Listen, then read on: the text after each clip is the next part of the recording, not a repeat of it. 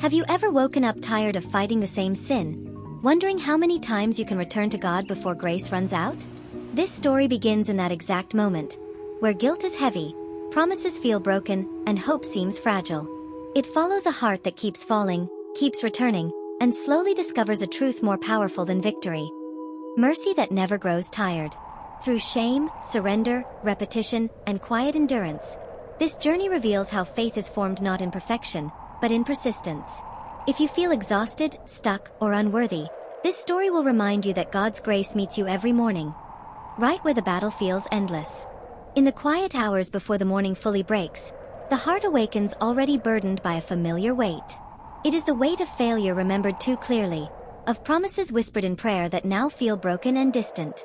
Once again, the soul stands at the edge of confession, hesitant and uncertain, knowing it has walked this same path before. There is no dramatic collapse, no sudden cry. Only a slow, aching awareness that the battle was lost again. The silence of the moment amplifies every regret, making the heart question how it can return to God after falling in the very place it swore it never would. Guilt settles deeply, not as a passing emotion but as a pressing force that shapes every thought. It reminds the believer of each sincere prayer spoken with confidence, each vow made with trembling hope, and each failure that followed. The heart replays those moments relentlessly, wondering whether its words ever carried meaning or whether they have become empty repetitions. Shame grows heavier with each memory, creating the fear that God must surely be tired of hearing the same confession, tired of forgiving the same sin, tired of welcoming back a heart that keeps breaking its own promises. As the soul turns back toward God, fear rises alongside longing. There is a quiet dread that this return will be met with disappointment, that divine patience has limits that may finally have been crossed. The heart hesitates, unsure how to speak, unsure whether to speak at all. It feels unworthy to ask for mercy again, yet unable to stay away. This tension, between fear and need, defines the moment, pulling the heart forward even as shame tries to hold it back. Despite the weight of guilt, something deeper stirs beneath the surface. A fragile but persistent hope. The heart remembers who God has been in the past. Merciful, patient, and slow to anger, even when it struggles to believe he is still the same now. That memory becomes the reason the soul dares to pray again. The longing for forgiveness outweighs the fear of rejection, and the heart leans toward grace, even while expecting rebuke. This return is not marked by confidence or spiritual strength, but by exhaustion and honesty. The believer does not come claiming victory, only admitting weakness. The prayer that rises is quiet and broken, shaped more by tears than by words. It carries the pain of repetition, the sorrow of failing again, and the deep desire to be restored. In this moment, the heart is not trying to justify itself or explain its actions. It is simply returning, wounded and weary, because it knows nowhere else to go. As the morning continues to unfold, this chapter of the struggle stands as a stark beginning. It is the moment where failure is acknowledged without excuses, where guilt is faced rather than hidden, and where the heart dares to come back to God once more. The fear of disappointment remains, but it is now joined by a quiet hope that mercy is still possible. This is the starting point of the story. Not triumph, not victory, but a broken heart choosing to return instead of running away. The story continues from the quiet return of a broken heart, moving deeper into the aftermath of confession. After admitting failure, the soul now faces an even heavier reality. The memory of promises made to God that were not kept. These were not careless words, but sincere vows spoken in moments of desperation and faith. Now, they echo painfully in the mind, transforming hope into sorrow. The heart feels exposed, standing in the tension between what it promised to become and what it repeatedly proves it still is. As the morning light grows stronger, so does the awareness of those broken commitments. Each promise once carried confidence. Confidence that this time would be different, that change had finally arrived. Yet the evidence suggests otherwise. The heart struggles to reconcile its genuine desire for holiness with the repeated collapse into the same weakness. This inner conflict creates a deep sense of disappointment, not only toward oneself, but a haunting fear that God, too, must feel let down. The weight of these broken promises presses heavily on the conscience. The believer remembers kneeling in prayer, voice trembling, heart sincere, declaring surrender and obedience. Those moments felt sacred, almost unbreakable. Now, recalling them brings a sharp sting, as if trust has been violated. The soul wonders whether words spoken to God still matter after being broken so many times, or if they have lost their meaning entirely. Should the heart promise anything ever again? There is fear in making new commitments, fear of failing yet again, fear of turning prayer into a cycle of vows and apologies. The believer hesitates, unsure whether silence would be more honest than another promise that might not survive the day. This uncertainty deepens the emotional struggle, making prayer feel fragile and risky. At the same time, longing continues to pull the heart toward God. Even while feeling unworthy, the soul desires restoration, closeness, and peace. There is a desperate hope that God sees beyond the broken promises and understands the sincerity that existed when they were made. This hope is faint but persistent, refusing to disappear even under the weight of shame. Reports from the heart indicate that guilt now takes a new form, not only sorrow for sin, but grief over lost trust.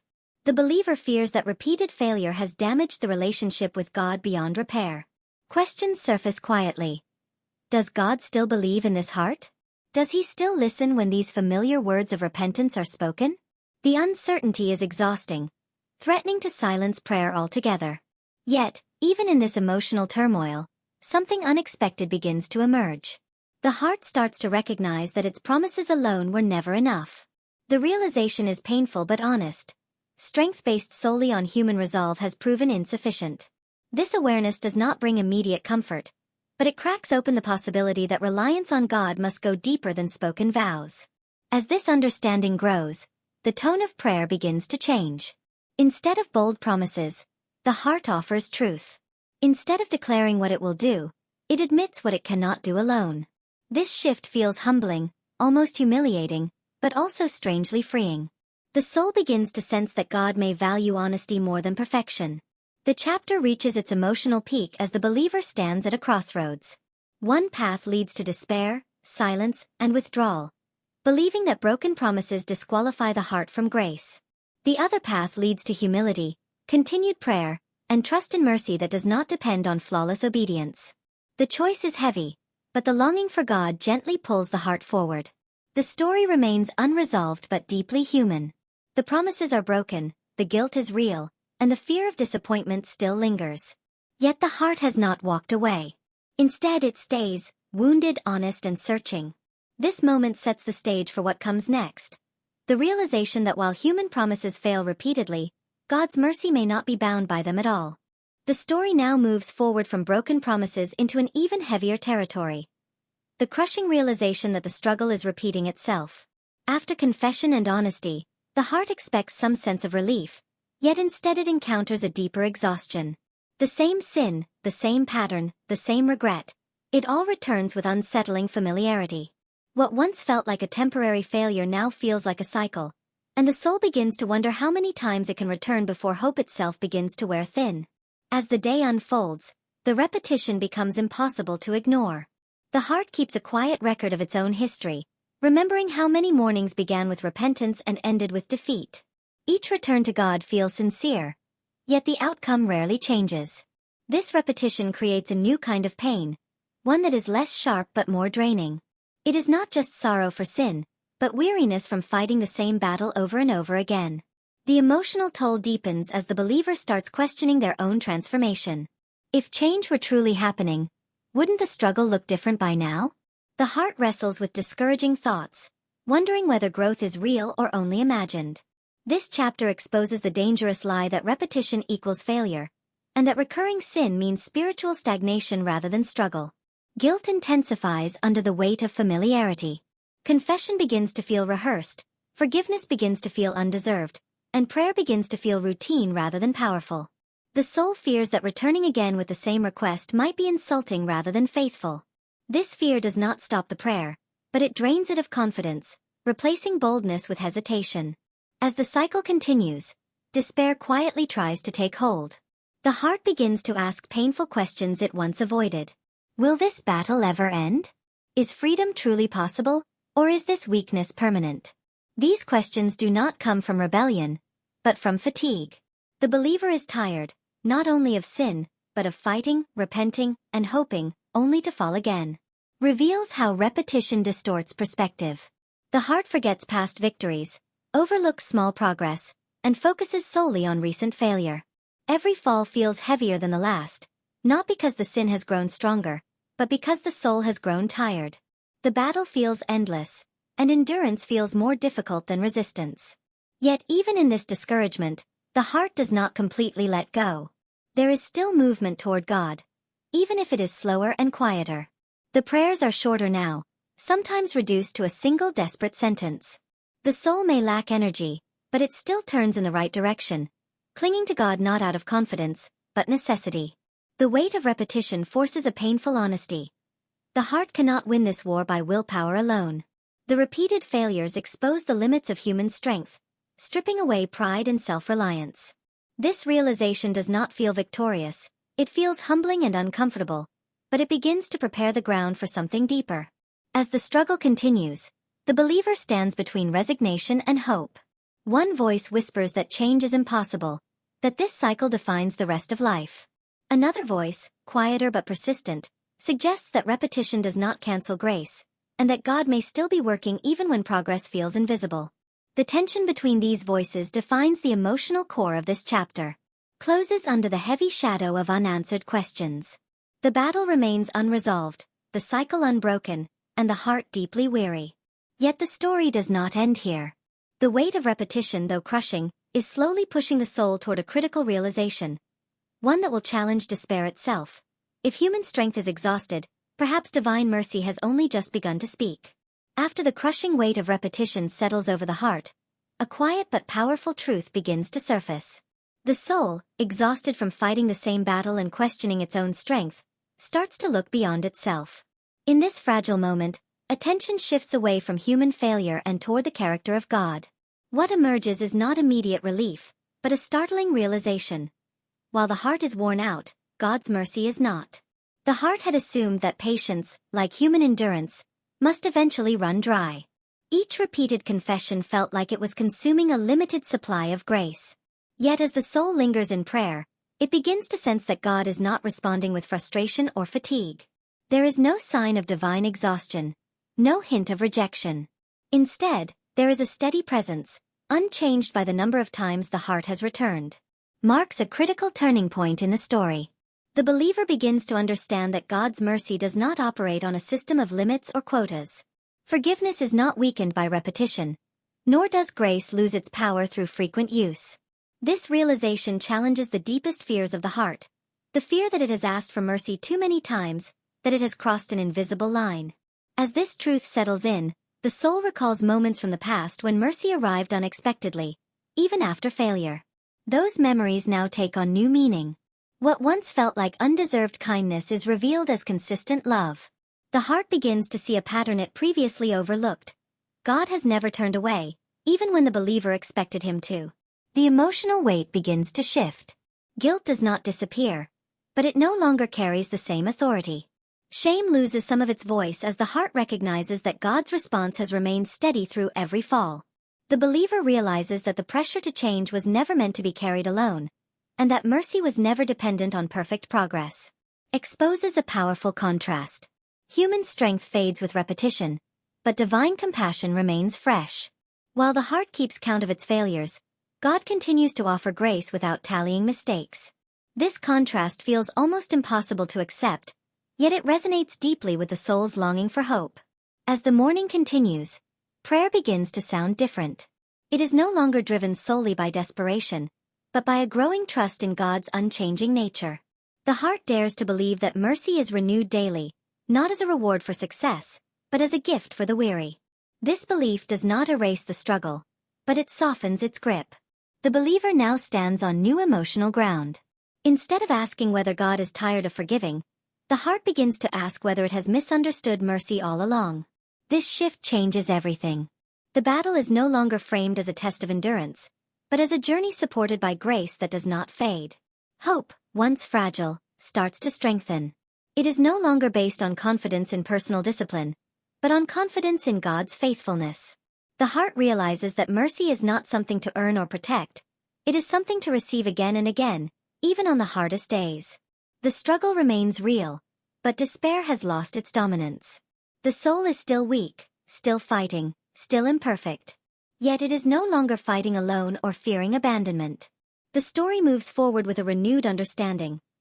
Even when the heart is worn down by repetition, God's mercy stands untouched, steady, abundant, and ready to meet the soul once more.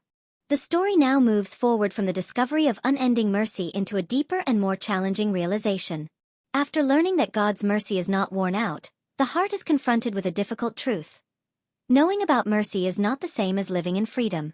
The struggle still exists, the weakness still surfaces, and the battle has not magically ended. This chapter reveals that the next step is not fighting harder, but letting go more completely. At first, surrender feels like failure. The heart has been trained to believe that victory comes through effort, discipline, and determination. Letting go sounds dangerous, even irresponsible, as if weakness is being accepted instead of resisted. The believer fears that surrender means giving up the fight entirely. Yet deep within, exhaustion whispers that fighting alone has never truly worked. As prayer continues, the heart begins to understand that surrender is not the absence of resistance, but the redirection of trust. Instead of relying on personal strength that has already proven limited, the soul starts placing its full dependence on God. This shift feels uncomfortable, stripping away pride and self-confidence. The heart must admit what it has long avoided. It cannot overcome this sin by its own power. This admission is painful but freeing. For the first time, the believer stops pretending to be strong and allows honesty to take its place. The prayer becomes less about promises and more about need. The soul confesses not only sin, but inability, acknowledging that without God's help, the cycle will continue unchanged. In this moment of surrender, something unexpected happens. The pressure to perform begins to lift. The heart no longer carries the burden of proving its worthiness or earning forgiveness.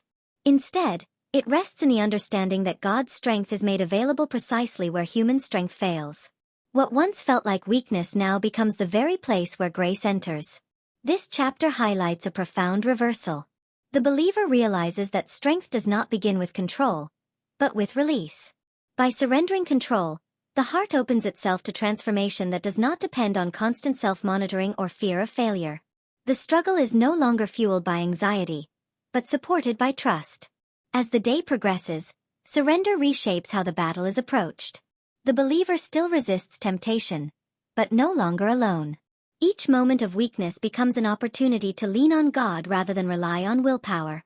This does not eliminate struggle, but it changes its nature. The fight becomes less frantic and more anchored in faith. There is still fear. Fear of falling again, fear of disappointing God, but it no longer dominates the heart.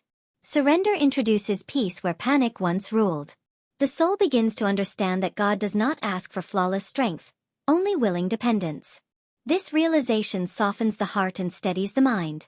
Slowly, the believer notices a shift in identity.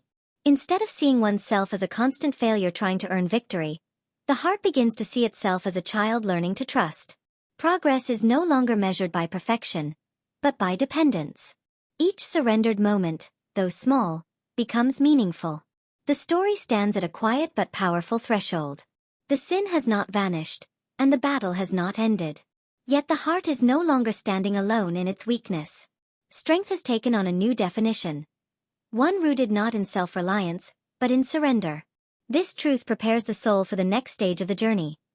Learning how to walk forward daily, even when victory feels incomplete.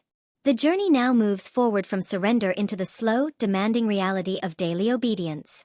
After releasing control and learning to depend on God's strength, the heart expects a clear victory, a dramatic turning point where temptation disappears.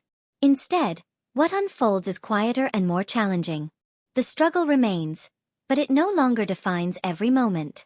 This chapter reveals that transformation often looks less like winning a war and more like learning how to walk, step by imperfect step. The believer begins to understand that God is not only interested in dramatic breakthroughs, but in faithful movement.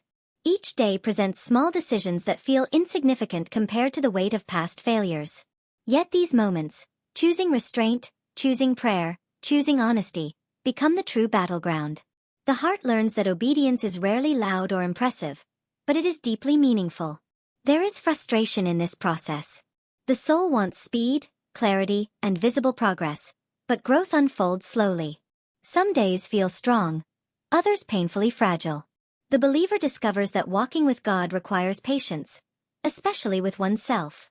This patience is difficult, because the memory of repeated failure still lingers, threatening to turn every stumble into despair. As the journey continues, the heart begins to notice subtle changes. Temptation does not always shout as loudly as before. The pause between desire and action grows slightly longer.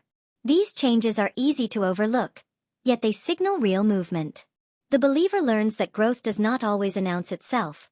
It often reveals itself only in hindsight. Exposes a critical shift in perspective. Victory is no longer measured by the absence of struggle, but by persistence within it.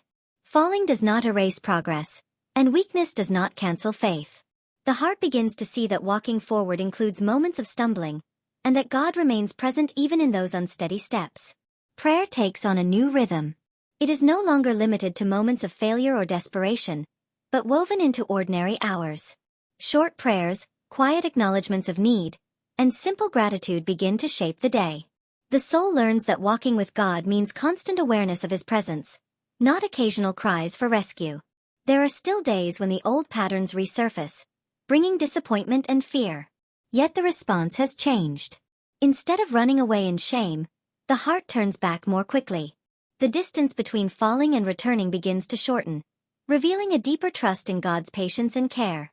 This chapter also highlights the role of humility. The believer accepts that growth will be uneven and that perfection is not the goal. What matters is direction, not speed. Each step taken toward God, no matter how small, becomes an act of faith. The heart learns to celebrate movement instead of mourning the lack of instant victory. As walking replaces striving, peace begins to emerge.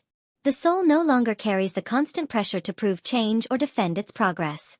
God's approval is no longer tied to flawless behavior, but to a willing heart that keeps moving forward. This realization brings relief and steadiness where anxiety once dominated. Closes with a quiet but powerful truth. Lasting transformation is built through daily faithfulness, not dramatic moments alone. The believer may not feel victorious yet, but the path is clear. Step by step, day by day, the heart continues to walk with God, learning that this steady journey is itself a form of grace, preparing the soul for what comes next. Rising again, even after the fall. The story now moves into one of its most vulnerable moments. After learning to walk with God step by step, the heart faces an unavoidable reality. Even with growth, even with surrender, there are still moments of falling. This chapter does not begin with victory, but with disappointment. The believer stumbles again, and the familiar ache of failure returns. Yet something is different now. The fall no longer feels like the end of the story. In the immediate aftermath, the old voices try to return. Shame whispers that all progress was an illusion, that one failure erases every step forward. The heart feels the familiar temptation to withdraw, to hide from God rather than face Him again. For a moment, the weight of past chapters presses down, threatening to pull the soul back into silence and despair. But instead of running away, the heart pauses. It remembers what it has learned, about mercy that does not wear out, about strength that comes from surrender, about walking rather than winning. This memory becomes a turning point. The believer realizes that falling does not negate growth. It reveals the ongoing need for grace. The fall hurts, but it no longer defines identity. As prayer rises once more, it is no longer filled with panic or dramatic vows.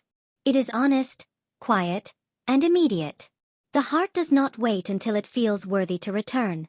It comes as it is, wounded and humbled, trusting that God's response will be the same as before.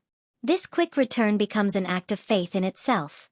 This chapter highlights a powerful shift. The distance between falling and rising grows shorter. Where the believer once lingered in guilt for days, now the heart turns back more quickly. The soul begins to understand that resilience in faith is not about never falling, but about refusing to stay down. Each time the heart rises, it weakens the hold of shame. There is still pain in the process. Tears still come, and regret still stings. The believer grieves the fall honestly, without excuses or denial. Yet grief is no longer mixed with hopelessness. Instead, it becomes part of healing, a recognition of weakness paired with trust in restoration. As the heart rises again, humility deepens. The believer no longer assumes strength comes from progress alone. Each rise reinforces the truth that dependence on God must remain constant. The fall serves as a reminder, not of failure's power, but of grace's necessity. This chapter also reshapes the meaning of perseverance. Endurance is no longer defined by an unbroken record, but by a persistent return to God. Every time the believer rises, faith grows quieter but stronger. Confidence shifts away from self and settles more firmly in God's faithfulness. The emotional tone begins to change. Fear of failure loses some of its grip, because failure no longer carries final authority. The heart learns that falling is painful, but abandonment is not the consequence. God's presence remains steady, even when the believer feels unsteady. As the nears its close, the believer stands again, not unscarred, not triumphant, but upright. The heart is learning that rising after the fall is itself a form of victory. It is evidence that grace is at work, shaping endurance where perfection once was demanded.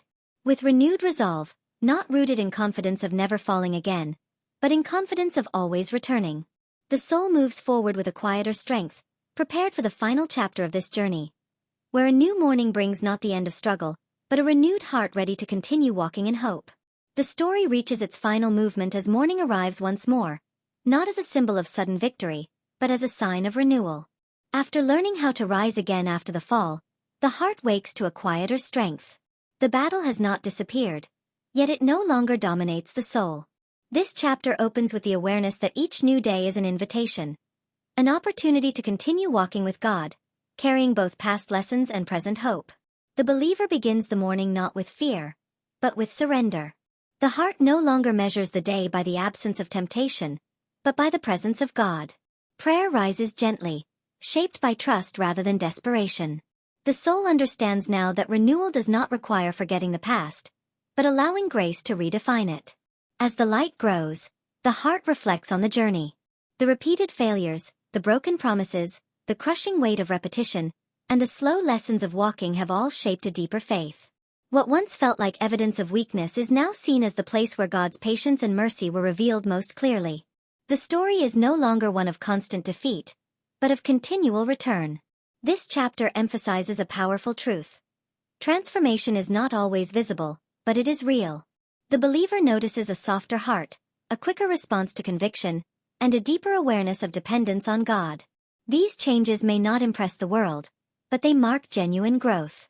The heart has learned to listen, to pause, and to lean. Peace begins to settle where anxiety once lived.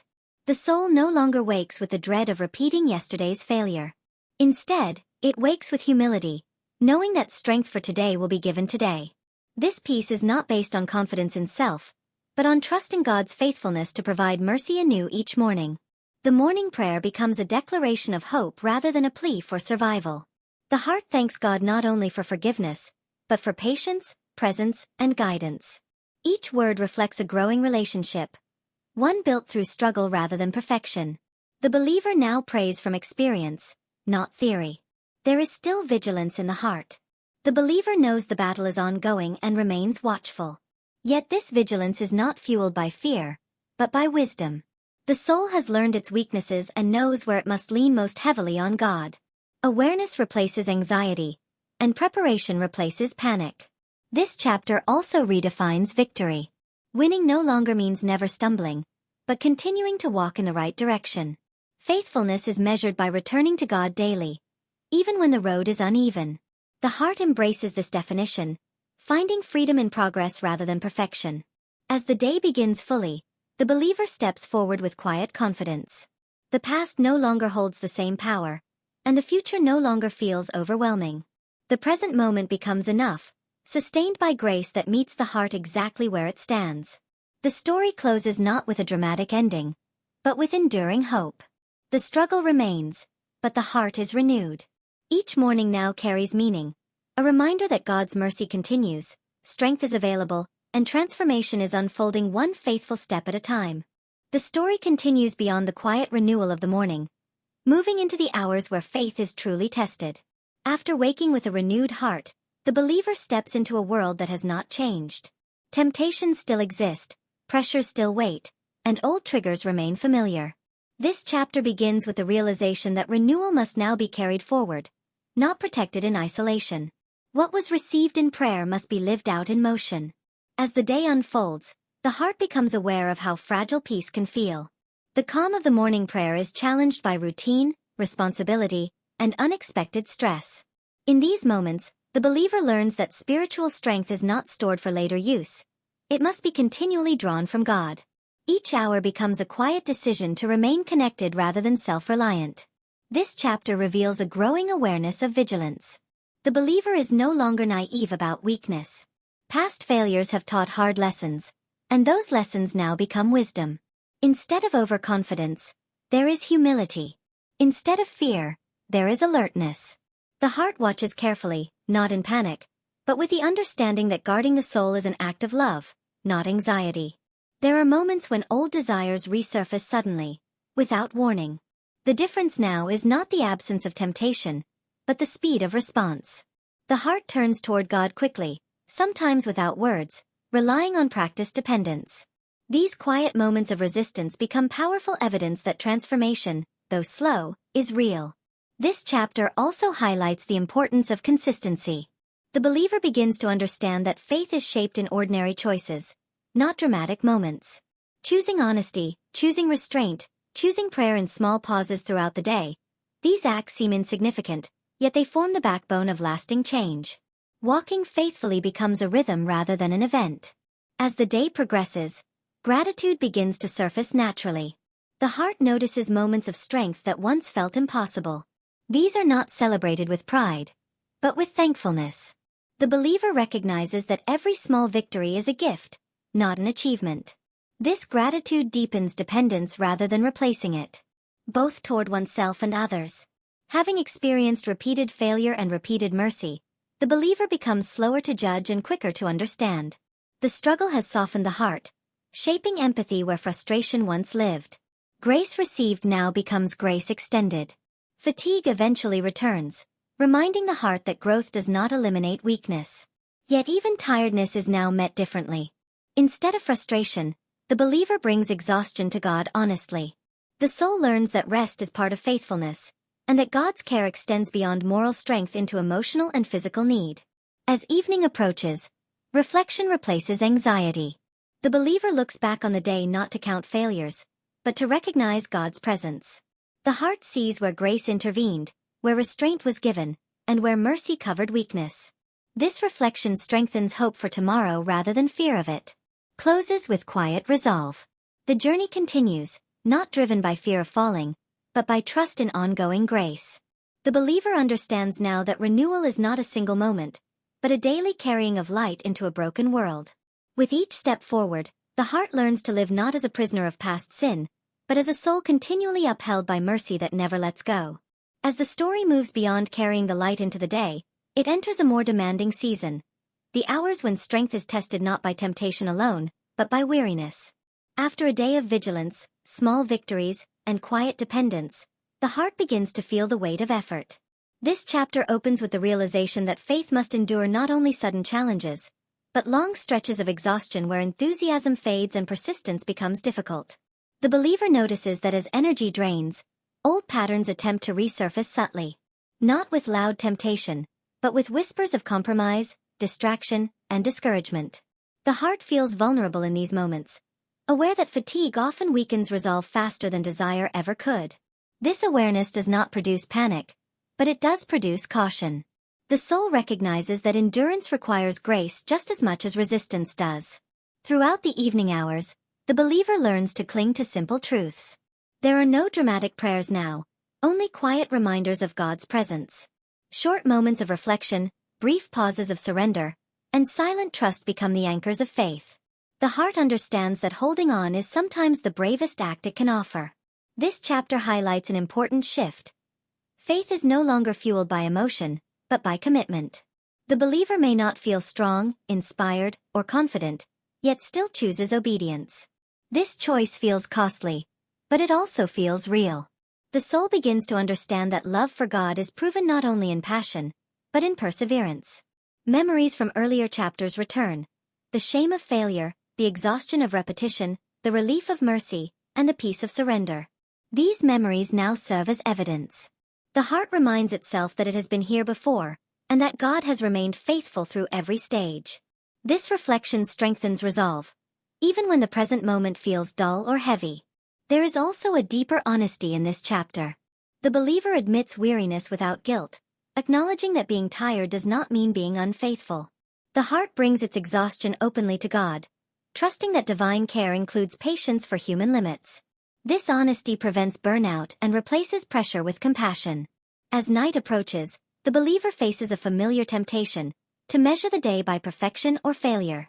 Instead, the heart chooses a new standard: faithfulness. It reflects not on what went wrong, but on how often it turned back to God. This perspective transforms the weight of the day into quiet gratitude. The struggle has not vanished, but it has lost its power to define identity. The believer no longer sees weakness as proof of defeat, but as a reminder of dependence. Each moment of holding on becomes a declaration that grace is still at work, even when progress feels slow or unseen. In the stillness of the evening, prayer returns once more, not as a cry for rescue, but as a place of rest. The heart entrusts unfinished battles to God, believing that strength for tomorrow will come when tomorrow arrives. This trust allows the soul to release control and embrace peace. Closes with endurance rather than resolution. The believer has not conquered everything, but has remained faithful through the weight of the day. This quiet perseverance prepares the heart for what comes next. A deeper confidence that faith sustained through weariness is shaping a strength that no single victory ever could. The story moves forward into a moment that feels familiar yet newly intense. After holding faith through weariness, the believer enters a season where hope itself is tested. The heart has endured the long day, offered quiet prayers, and rested in trust, but now it faces a deeper question. What happens when the struggle does not end, even after perseverance? This chapter opens with that tension, where faith remains, but answers feel delayed. The believer notices a subtle emotional shift. It is no longer just temptation or fatigue, but discouragement that presses in. The heart wonders why obedience still feels costly, why growth still feels slow, and why peace sometimes feels fragile. These thoughts do not come from rebellion, but from longing, from the desire to finally be free. The soul feels caught between gratitude for progress and sorrow that the battle still exists. Memories of earlier victories resurface, but so do memories of past failures. The heart wrestles with comparison, measuring today against what it hoped life would look like by now. This internal struggle creates a quiet ache, a sense that faith is being stretched beyond comfort. Yet even in this tension, the believer does not walk away. The heart remains present, even when clarity does not. This chapter reveals a critical truth. Hope is not only tested in suffering, but in waiting. The believer learns that unanswered prayers do not mean unheard prayers. God's silence, though painful, is not abandonment. The heart begins to understand that waiting can be an active form of faith, one that trusts God's timing even when the outcome remains unclear. There are moments in this chapter where doubt whispers more boldly. The believer asks hard questions, not out of disbelief, but out of honesty. Will this struggle always be part of my story? Is freedom real, or only partial in this life? These questions are not rejected. They are brought into prayer, placed gently before God without demanding immediate resolution. As the soul sits with these questions, something unexpected happens. The heart begins to sense that God is shaping depth, not just deliverance. The struggle has produced humility, compassion, endurance, and dependence, qualities that could not have been formed through instant victory. This realization does not erase the desire for freedom, but it reframes the meaning of the journey. The believer starts to recognize a quieter strength taking root. It is not loud confidence or dramatic faith, but a steady resolve to trust God even without visible change. This strength feels different from earlier determination. It is calmer, deeper, and less dependent on circumstances. The heart is learning to hope without demanding proof. This chapter also highlights a renewed commitment to prayer, not as a transaction, but as relationship. The believer no longer prays only for the struggle to end, but for the heart to remain aligned with God within it. This shift marks a mature faith, one that values closeness to God above immediate relief. As time passes, hope begins